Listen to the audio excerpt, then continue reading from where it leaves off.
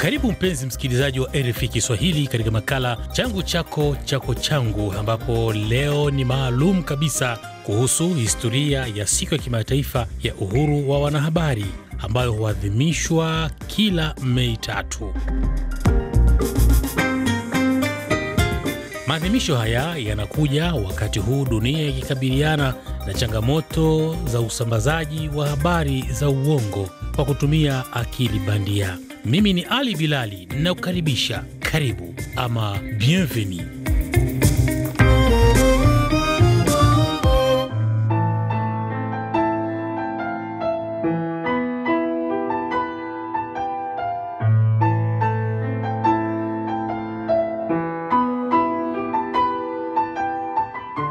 Na msikilizaji, Baraza Kuu la Umoja wa Mataifa lilitangaza Mei 3 kuwa siku ya uhuru wa vyombo vya habari duniani, au kwa ufupi, siku ya uhuru wa vyombo vya habari duniani, ili kukuza ufahamu wa umuhimu wa uhuru wa vyombo vya habari na kuzikumbusha serikali juu ya wajibu wao wa kuheshimu na kuhakikisha kuheshimiwa kwa haki ya uhuru wa kujieleza iliyoainishwa katika kifungu cha 19 cha Tamko la Kimataifa la Haki za Binadamu, na kuadhimisha kumbukumbu ya kanuni ya uhuru wa vyombo vya habari iliyoandikwa katika jarida la Windhoek lililoandikwa na waandishi wa habari Afrika mwaka 1991. Katika siku hii, tuzo ya uhuru wa vyombo vya habari duniani pia inatolewa. Kulingana na kamati ya kulinda waandishi wa habari CPJ, kikundi chenye makao yake makuu mjini New York, takriban waandishi wa habari 97 na wafanyakazi wa vyombo vya habari wameuawa tangu kuanza kwa vita Oktoba 7 kati ya Israel na Hamas. Siku ya uhuru wa vyombo vya habari duniani Mei 3 inatoa pongezi kwa wale wote wanaohatarisha maisha yao kila siku kwa kusambaza habari huru, nyingi na za kuaminika, muhimu kwa utekelezaji wa demokrasia, pamoja na wale waliopoteza maisha wakati wakitekeleza taaluma yao. Ni katika dhamira hiyo, Alliance Francaise Nairobi nchini Kenya iliandaa warsha kutathmini ukuaji wa akili mnemba au akili hunde, na ambapo nimezungumza na baadhi ya walioendesha warsha hiyo. Naitwa Alphonse Shundu, mimi ni mhariri wa Africa Check Kenya. Africa Check ni kampuni ya kuhakiki habari gushi na kusema ni zipi sahihi na ni zipi gushi. Na kama unavyojua, tarehe 3 ya kila mwezi Mei dunia inaadhimisha siku ya uhuru wa wanahabari. Labda wewe, kulingana na kitengo chako, unazungumziaje maadhimisho haya ambayo yanakuja wakati huu maendeleo ya teknolojia yamepiga hatua, kumekuwa na mambo mengi sana na kumekuwa na uzito, labda ukaguzi wa ukweli au uongo, unazungumziaje? Leo mada tulikuwa tunazungumza juu ya akili unde ama akili mnemba wanavyosema wa Tanzania. Ukitumia hiyo ili kugushi habari ama uitumie hiyo ili kuhakiki habari. Kwa hivyo kuna uzushi mitandaoni na kila mtu ameona picha, video au vitu kama hivyo ambavyo vimegushiwa na vikasambazwa kama habari sahihi, ilhali ni habari bandia, ilhali ni habari gushi, zile tunaita fake news. Kwa hivyo leo katika haya maongezi tuliokuwa nayo hapa, tulichokuwa tunafanya ni kuhamasisha umma kwamba wasiamini kila kitu wanachokiona mitandaoni, iwe ni video, iwe ni wameisikia sauti ya redio, iwe ni picha wanaiona, iwe ni labda ile tunaita graphic ya gazeti. Wasiamini tu kwa sababu wameangalia, waelewe kwamba inahitaji wafikirie. Na nyingi ya hizi akili mnemba ama akili unde AI inavyofanya kazi ni kwamba inajaribu kutoa image ambayo ni very very realistic. Na sasa ukiangalia dunia sasa hivi kuna matukio mengi sana. Kuna mambo mengi sana ambayo yanaendelea. Lakini sasa kwa watu ambao wanakusikiliza, wasikilizaji wa RFI Kiswahili kupitia makala haya changu chako chako changu, labda wewe kama mtaalamu unawashauri nini ili kuweza kupambanua habari ya ukweli na ambayo si ya ukweli? Cha kwanza, wasikilize ile show ya RFI inayoitwa Ukweli ya Uongo. Kila wiki watapata kujua ni kipi ambacho kimesambazwa na kipi cha ukweli. Cha pili, wakiona kitu chochote ambacho kinawakasirisha sana ama kinazua hofu ama taharuki ndani ya moyo wao, ama wanasikia ni kama mwili wao hawako sawa, ama waone kitu ambacho kinawafurahisha kupindukia, wanatakikana kwamba wajue kwamba ni zile hisia zao zinaguswa. Na kwa sababu ni hisia zao zinaguswa, watulie, wajiulize huu ni ukweli ama huu ni uongo. Alafu cha tatu, kuna hivi kampuni kama Africa Check, kama Africa Uncensored, kama AFP, kama RFI, ambavyo kazi yao ni kuhakiki na kueleza ukweli ni upi na uongo ni upi. Kampuni hizi zipo mitandaoni na wanaweza angalia, na wakiangalia wataona habari zilizohakikiwa ni zipi. Kama ni picha waliona kwenye WhatsApp, watajua ukweli ni gani na watajua iliyogushiwa ni ipi. Nikushukuru sana, tuwakumbushe wasikilizaji tu tunazungumza na Alphonse Yundu kutoka Africa Check. Wewe unaitwa nani? Paris Kashahi. Unahusika na nini? Mwanahabari katika kituo cha habari cha AFP. AFP. Yes. Aha. Kama unavyojua, dunia inaadhimisha siku ya uhuru wa wanahabari, lakini maadhimisho haya yanakuja wakati dunia ikikumbwa na matukio mengi sana.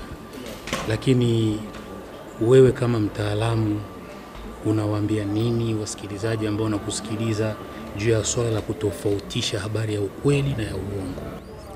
Naweza waambia wawe makini, na ikifikia ni mahali ambapo umepatana na kitu kwenye mitandao na hauna uhakika kana kwamba ni ukweli ama ni uongo, kwanza thibitisha.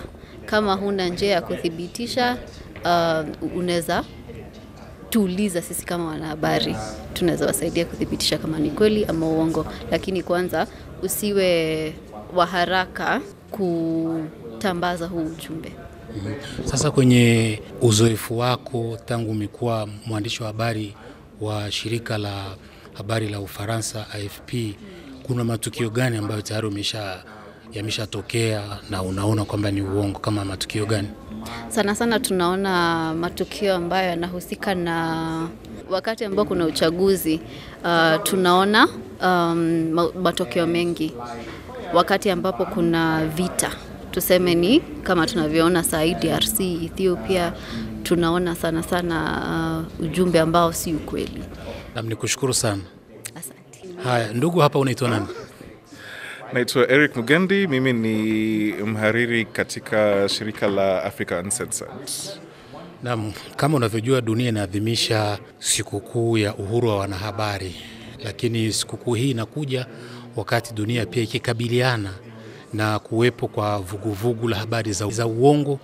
Labda wewe kama muhariri, kama ulivyosema, mnakabiliana vipi na hali hii? Tumeona mara nyingi kuwa habari gushi inaweza kusababisha vita, au pia inaweza kusababisha watu wakose imani kwa serikali au kwa mashirika ambayo yanafaa kuwasaidia. Kama wakati wa uchaguzi tunakuta kuwa habari gushi inatumiwa kuwafanya wasiamini matokeo ya uchaguzi, au pia wakati kama kuna ugonjwa umetokea, wananchi wa kawaida wanakosa imani kwa mashirika ambayo yanafaa kuwasaidia kupinga au kujikinga dhidi ya magonjwa hayo. Kwa hivyo wanauliza maswali, na maswali ambayo wanauliza hayajibwi na virahisi, na hiyo inasababisha habari gushi yenee, kwa sababu tunakuta kuwa wakati ambapo wananchi wanafaa kupata ujumbe au habari ulio wa ukweli, wanatafuta lakini wanaikosa. Ni kushukuru sana. Tuwakumbushe watu tulikuwa tunazungumza na. Naitwa Eric Mugendi, nafanya katika mimi mhariri mkuu katika Africa Uncensored. Shukrani sana. Asante. Bado tungali nawe msikilizaji katika makala yetu ya leo, changu chako chako changu. Tunazungumzia juu ya swala zima la kusambaa kwa habari za ukweli au uongo wakati dunia ikiadhimisha kumbukumbu ya kuadhimisha siku ya uhuru wa wanahabari duniani. Nazungumza na ndugu hapa, atajitambulisha jina lake. Karibu. Mimi naitwa Hilary Ngati, mwanahabari wa RFI Kiswahili anayehusika na masuala ya kuhakiki habari kwenye mitandao ya kijamii, na pia mwanahabari ambaye anahusika na masuala ya mitandao ya kijamii kwenye idhaa ya RFI Kiswahili Nairobi. Naam, hebu kwa mtu ambaye anakusikiliza, mnafanyaje sasa kupambanua ukweli na uongo? Mnafanyaje? Unajua, kwa leo Bilali, tumekuwa tukiangazia ili suala la akili mnemba, kwa Kiingereza wanaita artificial intelligence, namna akili mnemba imekuja kuathiri shughuli za wanahabari. Na mara mingi kwa sasa tunapohakiki video na picha, tunapata mara mingi video ambazo zinatumika kusambaza habari zaidi kwenye mitandao ya kijamii zile ambazo zimetengenezwa kwa mfumo wa akili mnemba. Kwa mfano, nikumbushe tu majuma mawili yaliyopita tulipata video kwenye meza yetu ya kuhakiki habari pale RFI Kiswahili, na ilikuwa imetoka kule Kongo ikisema kwamba RFI Kiswahili imetangaza na kusema kwamba Corneille Nangaa, yule kiongozi wa waasi wa AFC M23, kwamba ametangaza kuachana na uasi wake na anaomba msamaha, na ikasemekana kwamba RFI yetu mama ya Kifaransa imetangaza kwamba Nangaa ameomba msamaha na ameachana na uasi. Nakumbuka kabla ya hapo kulikuwa pia na video nyingine ambayo ilikuwa imetengenezwa kwa mfumo wa AI ikisema kwamba RFI imetangaza kwamba Mheshimiwa Felix Tshisekedi, rais wa Jamhuri ya Kidemokrasia ya Kongo, kwamba amelazimishwa kuachia ngazi kwa sababu ya makubaliano iliyofikiwa kati ya waasi wa M23 na serikali yake. Kumbuka kwamba mazungumzo yalikuwa kiongozwa na Qatar na Marekani, kwamba Tshisekedi amelazimika kuacha madaraka, na kitu ambacho kilizua wasiwasi sana kwa raia wa Kongo kwamba imekuwaje rais wao amelazimishwa kuweza kuachia ngazi baada ya makubaliano kati ya serikali yake na M23. Lakini baadaye tulikuja tukahakiki tukapata kwamba ilikuwa ni uongo. Na ukiangalia kwa kasi iliyopo, unafikiri dunia tutafaulu kweli kukabiliana na usambazaji wa habari zisizokuwa na ukweli? Bilali, kwa sasa dunia inagutuka wakati muda umekwisha. Itabidi tujizatiti zaidi na itabidi tuchukue hatua zaidi kupambana na hili swala, kwa sababu teknolojia imepiga hatua zaidi. Kwa sasa habari zinasambaa kwa mitandao ya kijamii upesi sana ukilinganisha na miaka ya zamani ambapo ilikuwa inachukua muda. Watu walikuwa wanategemea redio peke yake, walikuwa wanategemea runinga peke yake. Siku hizi kuna mitandao kama TikTok, kila mtu ana TikTok, kuna mitandao kama WhatsApp, kuna mitandao kama Instagram, ipo X zamani kiitwa Twitter, ipo Facebook, vitu ambavyo zamani havikuwepo. Inabidi tukubali kwamba yani ni kama kwa Kiingereza tunaita a new norm, ni kitu ambacho tutaishi nacho na tutajifunza tu namna kuishi nacho. Kwa ufupi tu, Bwana Hilary Ngati, waambie wasikilizaji wetu ambao wanakusikiliza kupitia makala haya RFI Kiswahili na ambao wamekuwa wakikusikiliza kila Ijumaa kwenye makala ukweli au uongo kuhusiana na swala zima la kusambaa kwa habari za uongo, unawashauri nini? Nakumbuka tumekuwa tukitoa mafunzo kule Bukavu na Goma, na wasikilizaji wetu wa Goma wanajua kile ambacho tuliwaambia, wala Bukavu pia wanajua. Jambo la kwanza, unapopata taarifa ambayo hauna uhakika nayo, usisambaze kwanza. Jiuliza haya maswali matatu: imetoka wapi? Anaisambaza ni nani? Kwa malengo yapi? Ana nia gani ambapo anaisambaza hiyo taarifa? Ukishajiuliza haya maswali matatu, itaweza kukusaidia kujua iwapo nitasambaza taarifa hii itawaathiri watu kisaikolojia, itawaathiri usalama wa watu, ama itafanya nini. Kwa hivyo usiwe mwepesi wa kusambaza, lazima uwe mtu wa kusikiliza na kutazama kwanza na kuelewa. Na nikushukuru sana. Asante Ali Bilali, na wasikilizaji wetu wasifuatilie mitandao yetu ya kijamii. Sasa tupo na TikTok, tupo na channel ya WhatsApp, tuko na YouTube, na tupo pale kwenye Twitter zamani kiitwa X, na waendelee kusikiliza kipindi cha changu chako chako changu na mtangazaji asiyependa makuu Ali Bilali. Shukrani sana.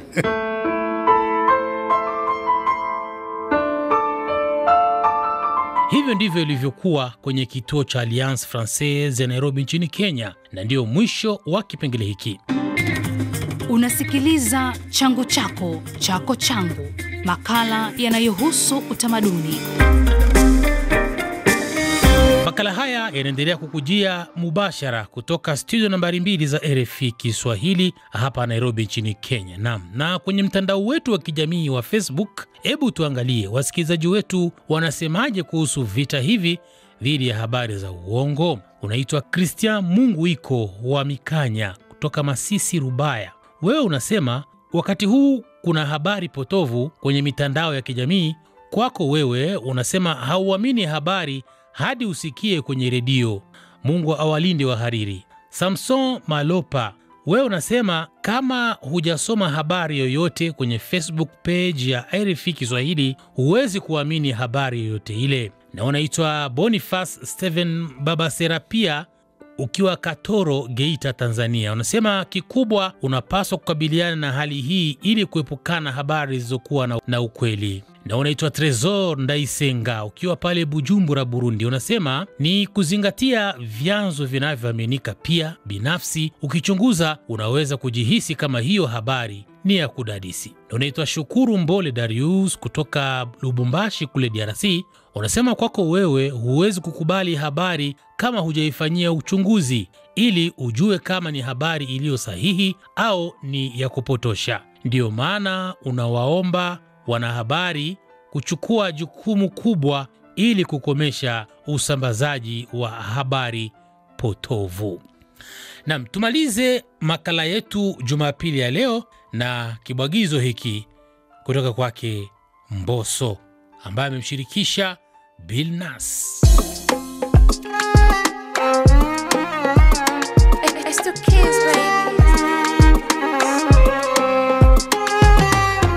Nitomba mabawa nipae mpaka mbingu ya sita. Neema na baraka zitufae kutoka kwa malaika. Hani minadhalilika, yani ulivyonishika. Hani minadhalilika, yani ulivyonishika. Mama ake takupenda kesho na kupenda today. Bado nangaika na tafuta nombe, mwenzako mimi na wivu na sitaki tushe. Mama ake takupenda kesho na kupenda today. Bado nangaika na tafuta nombe, mwenzako mimi na wivu na sitaki tushe. Kwenye mabilion kwangu we number 1. Wacha sema yote na bado tuachane. Unazoba as long as uko nami. Wakisema unaniroga, wambie unanirogea chumbani. Hata wakiniona zoba as long as uko nami. Wakisema unaniroga, wambie unanirogea chumbani. Nitomba mabawa nipae mpaka mbingu ya sita. Neema na baraka zitufae kutoka kwa malaika. Hani minadhalilika, yani ulivyonishika. Hani minadhalilika, yani ulivyonishika. Kwa hizi brow unazonipa mpaka naishiwa maneno. Nampenda mama, nampenda baba na ukiwemo. Penzi ukishika na kata kama msumeno. Sali tuzeeke wote mpaka tumoke meno. Akili zaniruka likitajwa lako jina, sio siri naweuka ubaridi mwili mzima. Kwenye mabilion kwangu we number 1. Watasema yote na bado tuachane. Unazoba as long as uko nami. Wakisema unaniroga, wambie unanirogea chumbani. Hata wakiniona zoba as long as uko nami. Wakisema unaniroga. Na kibao hicho ndicho kinatufikisha kwenye tamati ya makala yetu Jumapili ya leo.